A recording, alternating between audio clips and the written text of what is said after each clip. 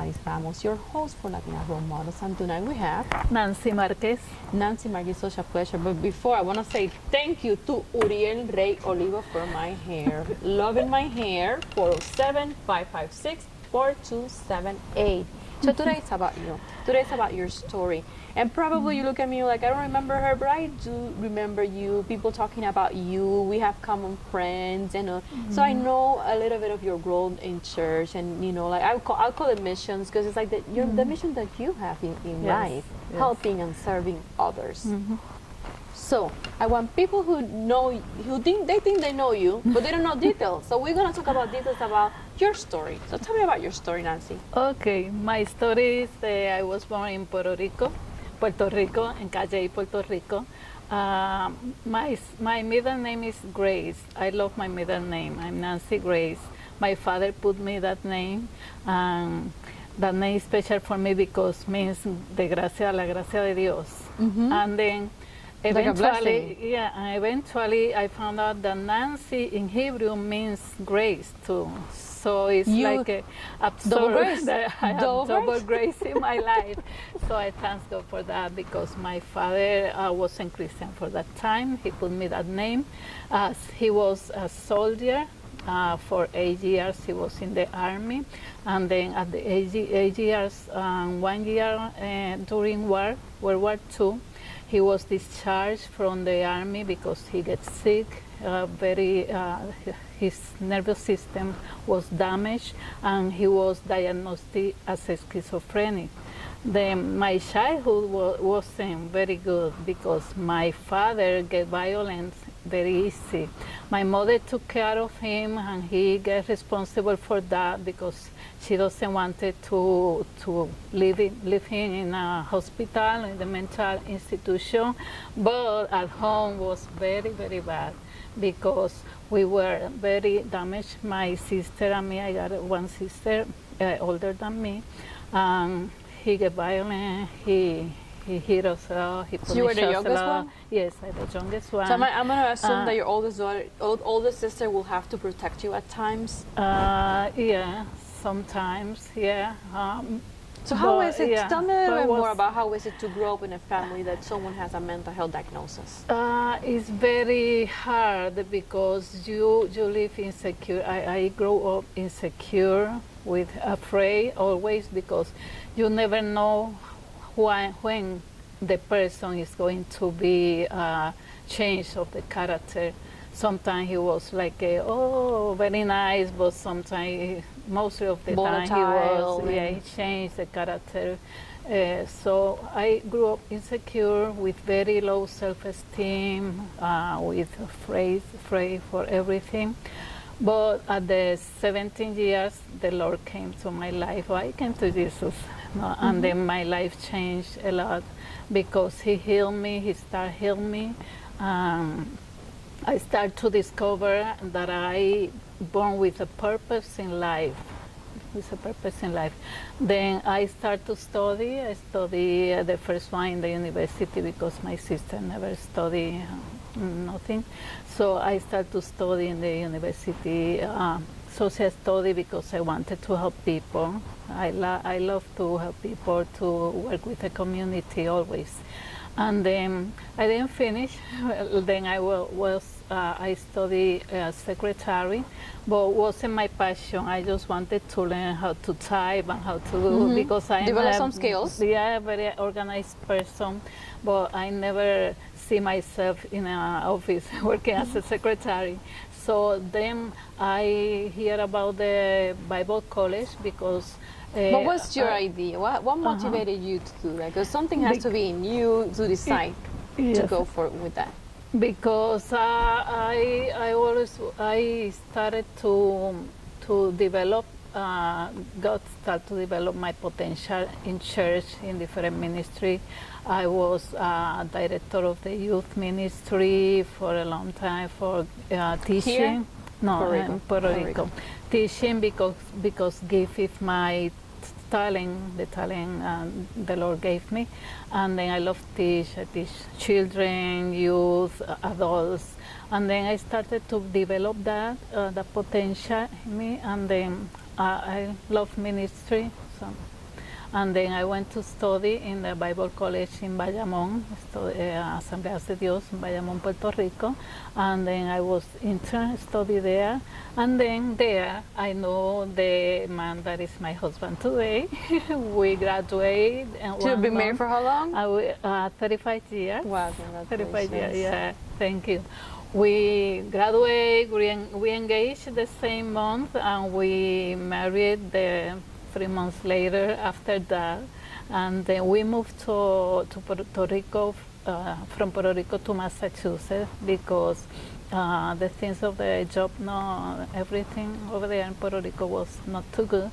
Then we went to Massachusetts because my husband's family lived over there, and then we started working there, especially my husband. Did you have any struggles when you moved here? Oh, yes. Tell me a little bit about that. Especially with the language.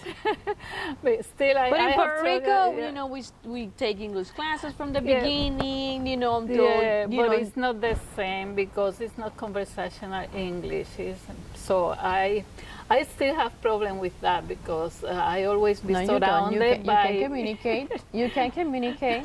I always surrounded by By Hispanic Hispanics. people, so that's We have the a tendency, problem. Hispanics, to trying to stay in our own Yes. culture and own, you know, Or people. comfort zone too. But sometimes, you know, then when we walk away from that comfort zone, we realize that, like, we need to develop the skills.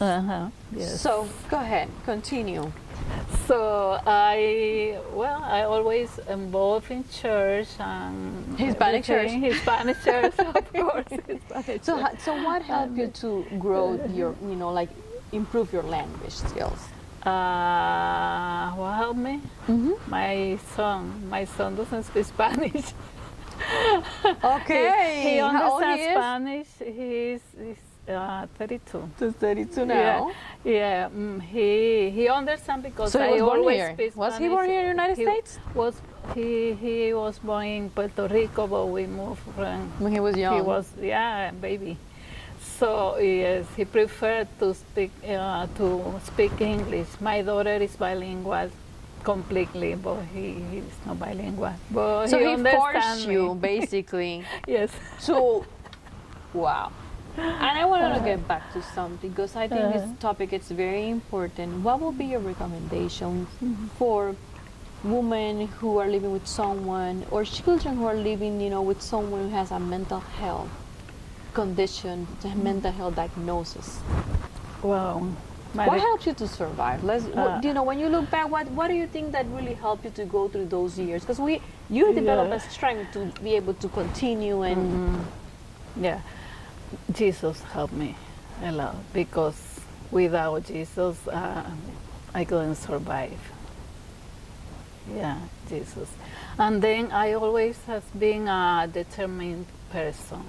I always see the glass full, Half full, not half full, empty. not half empty. I always looking for the solution when there's problems. So I am always happy. I have a good sense of humor, and I think that those things help me a lot to pass that season in my life.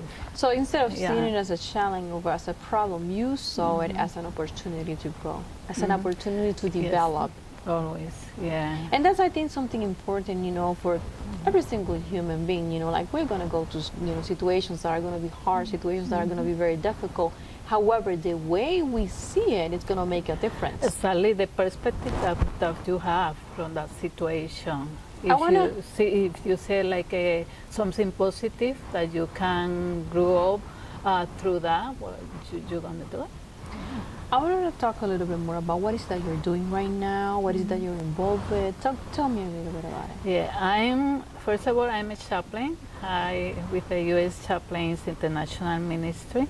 I'm a captain now. They promoted. Awesome. So what is that you as a And then- chaplain? Tell me. Working with the community, helping in the community different ways. Yeah, and then I work with a Florida Abolitionists. It's a non-profit. How long have you been working with Florida Abolitionists? 8 years. It's 8 years? Yeah, Oh, wow. non-profit faith-based organization. I am the Hispanic training liaison to bring to the community prevention awareness about human trafficking, because the issue is very, very tough and very growing up in the community. What is it that the Florida Abolitionists is doing? What is it that how did it spread in the world? Tell me a little bit more about the organization. The organization is basically educational. We bring trainings, education to the community in different areas, to the entire community, especially to the faith-based, my department to faith-based, because we are faith-based organization. So I go to churches to bring the awareness, the prevention, because prevention is the key for freedom. For me, it's better to target the problem before the problems come. So yeah, well, with that, we educate people, we educate the community, and work with victims, with the survivors, adult survivors. We work with them.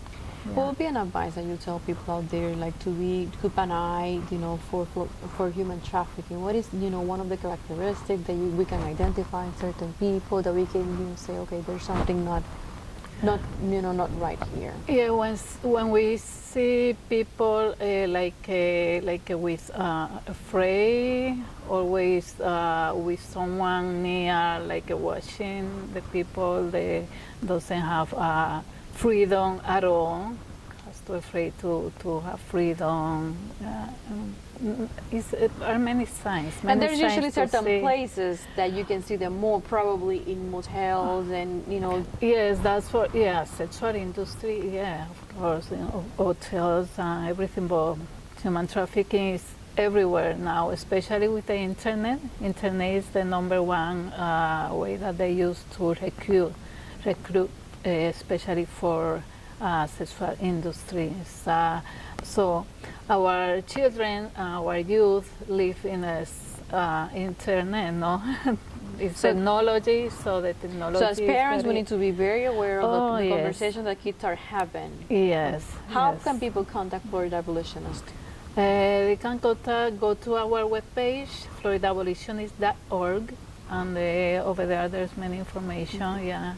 Before we close the show for tonight, I would like you to give some advice for women out there. You have been, a survivor. I wouldn't even say a survivor. You've been a warrior. You've been a warrior. You've been since you were young, accomplishing things, and you still are here. What would be your advice? My advice is especially for women, because I'm a woman. I always teach women that you have a potential, you have life, you have freedom. So don't let anyone to take out of you. So be strong. Believe in yourself. Exactly, believe in yourself, have a solid identity, solid character, and Jesus is always our help. Without God, we don't know nothing. It has been a pleasure to have you. Thank you. It's Thanks a a pleasure lot for me. coming. Thank you. This has been Damaris Ramos for Latina Role Models, and Nancy Marquez. thank you and good night.